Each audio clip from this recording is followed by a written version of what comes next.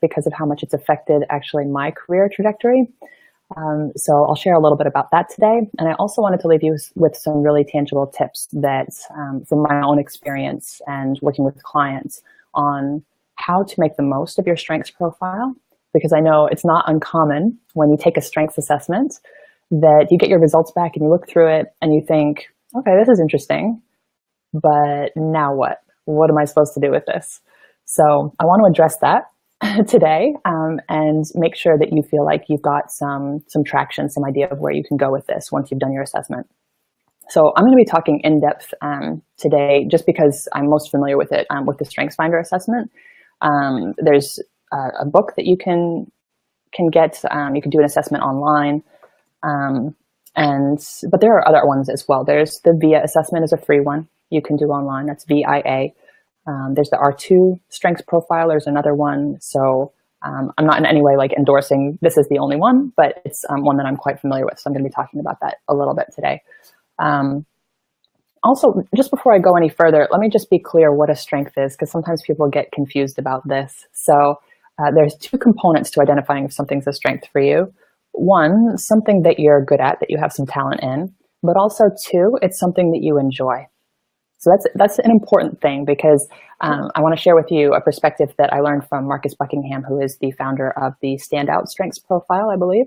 And he put it this way, which I thought was really interesting. He said, think about the things that you're really good at, and aren't there some things that actually you wish that nobody would ever ask you to do again? Even though you're really good at them, you actually despise doing them and they really drain you. And he defines that as a weakness, actually. So even though you're good at it, if it's draining you, then it's something that's weakening you. It's not making you be at your best. So two key criteria to identify if something's a strength. Yes, that you have some talent at it, that you're good at it, but also you're enjoying yourself while you're using that strength of yours. Okay? So that's what I'm going to be referring to when I talk about strengths today. Things that you enjoy and are good at. So a little bit I wanted to share with you about how impactful focusing on strengths can be. I started my career with, though I didn't know it at the time, I define it now in hindsight as a bit of a deficit focused mindset. I was very much, when it came to my personal and professional development, I was always looking at what am I weakest at? What are the areas that I need to work on the most? And that's where I would invest in training and doing courses and reading about things, is wherever I thought that I was performing the poorest. So this idea of like focusing on the stuff that I was good at never got any airtime. And it wasn't until actually my last corporate job where everybody who was there took the strengths profile, the StrengthsFinder profile assessment. It wasn't until I had done that and was introduced to this world of focusing on your strengths that I started to invest in the things that I was already kind of good at, just to see how much further I could get, right? Because the idea is if you're investing in things that you're already talented at, these are things that you can turn into superpowers. So what the strengths researchers will tell you is that if you invest energy in focusing on things that you're not that great at best you can really hope to get up to average. But if you focus at things where you're already a bit better than average, where you're already talented, and you focus on enhancing those, then those can be like your superpowers, if you will, right? That's where you can really stand out, things that you could really be known for, make a name for yourself around. So not to mention, important to know that a lot of more fulfillment will come from focusing on your strengths as well. It's just more enjoyable. It'll fuel you to be doing things that come a little bit easier to you, rather than always trudging through the stuff that is so much more difficult and doesn't come as naturally to you. So yeah, that's just a little bit of background. This strengths focus for me, it actually took me off the corporate career path. So I had never thought of being an entrepreneur. It was never a dream of mine growing up. I'd always been very fixated on having climbing the corporate ladder in a traditional sense. But after doing the strengths profile assessment, it actually caused me to reflect on where could I position myself to best make use of my strengths. And that's when I decided to go out and start my own businesses. So no small effect from taking the time to reflect on my strengths profile. So I I want to share some of the tips that I've found most useful with you so that you can use them to best effect in your career as well. So the first tip that I want to share with you, so when you get your profile back, I highly recommend that you go through your profile and just highlight the things that resonate with you the most. So the language that stands out that you feel like, oh, yeah, they're reading my mind. That's exactly how I am, right? When you go through and you highlight those things, you're helping yourself recognize stuff that you might have taken for granted before. As an example, again, using the StrengthsFinder one, my top strength came out as individualization. And when I first read this, the description for this strength, I was thinking, okay, this is all about noticing how each person is unique. I'm like, obviously, each person is unique, right? Why is this special? Like, what am I supposed to do with that? And that's a common response. So that's why I wanted to call it out, because strengths can sometimes be almost like breathing to us. You're so used to doing the things that come naturally to you that you don't even notice that you're doing it, right? But actually for others, they're not going to come as naturally. So it's important that you go through and really take the time to appreciate that, having somebody hold up the mirror, like through an assessment profile, to really notice, actually, this is something special to me and not everybody has this, right? So I recommend as a first step that you go through and you do some highlighting in your profile. As the next step, then I recommend that you take some time to compare your strengths to the other strengths in the assessment system that you're using so that you can get a better sense of what the differences are. So for example, I just talked about one of my strengths, but I went through, because I'm a little bit of a nerd about this, I went through and I read all of the other strengths in the book just to make sure that I understood. And for example, when I read through a strength called command, they talked about, they described the person with this strength this way. They said, unlike some people, you feel no discomfort with imposing your view on others. On the contrary, once your opinion is formed, you need to share it with others. And I thought, when I was reading this, well, that is not me. So it just helped kind of solidify in my mind, okay, there are people for whom this comes quite naturally, and that's how they operate at their best.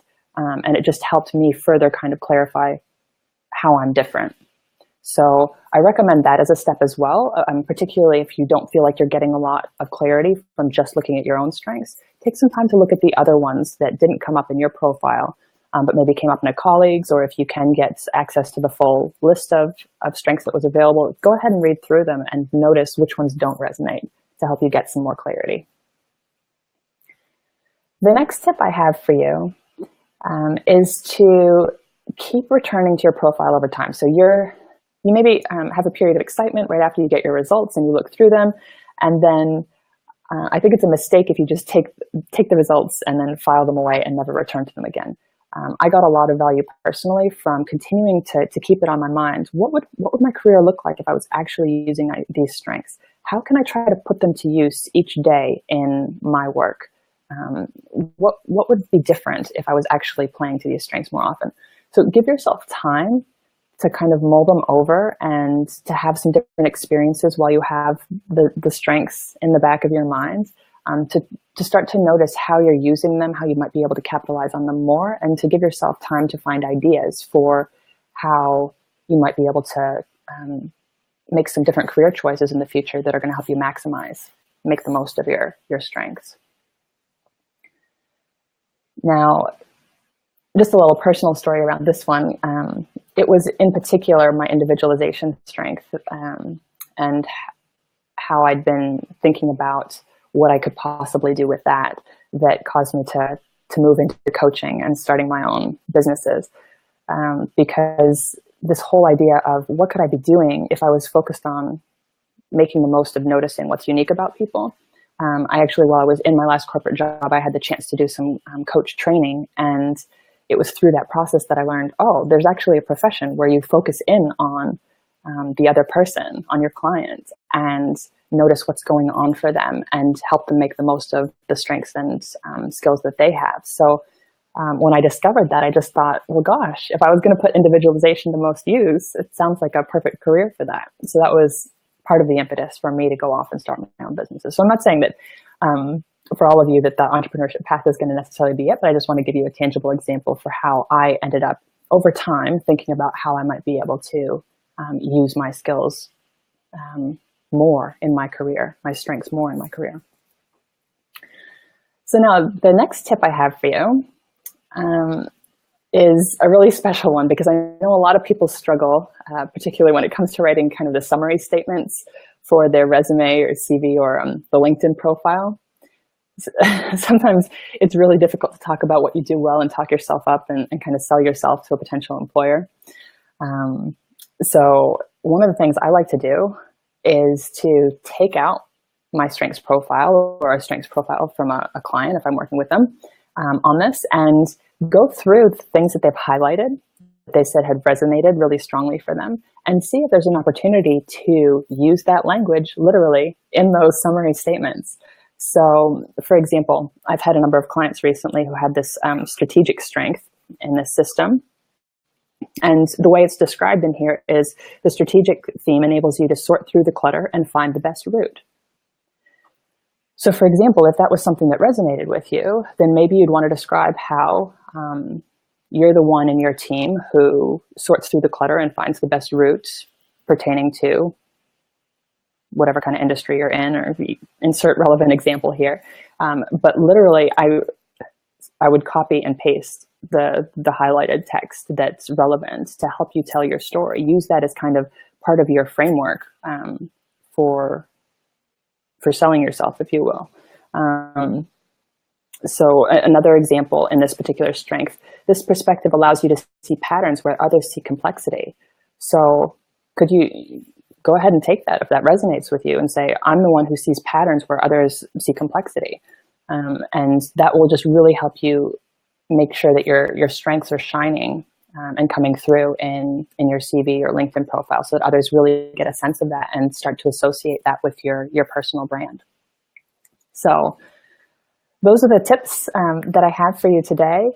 If you have any questions, feel free to leave them in the comments, and I'll come back to you and answer those. But I hope you found this helpful for making the most of your strengths profile, so that if it is a little bit dusty, if it is in a drawer somewhere, then you haven't looked at it for a while, then go ahead and dust it off and try going through these steps, and hopefully it'll help you get a little bit more mileage out of it. So I wish you all the best, and I'll talk to you again soon. Bye, guys.